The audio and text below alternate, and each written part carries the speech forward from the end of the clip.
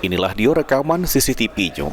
Terselit dengan santainya, tiga wong lagi ngembek motor Honda Beat Street di lorong kecil di kawasan Urip Sumoharjo, Ilir Timur 2 Palembang pada daluari.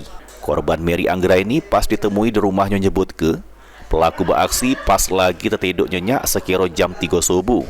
Pas pagi hari, diselit motornya sudah tidak ada lagi.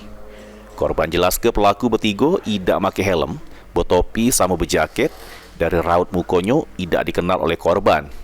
Pas kejadian juga, korban tidak terdengar suara yang mencurigakan. Jam 1:30 tuh ada wong masuk, bertiga boncengan kan, tidak pakai helm, bertopi galo rapat, bersweater kan masuk. Sudah pas jam 2:50 itu terlihat yang sikoknya nunggu di depan, yang duanya eksekusi motor aku berjalan dengan santai ngambil motor aku bertopi.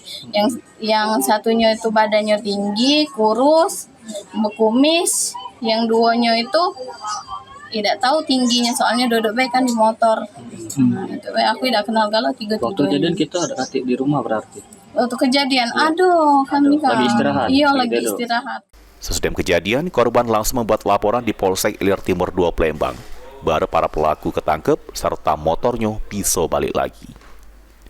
Mulyadi, PAL TV.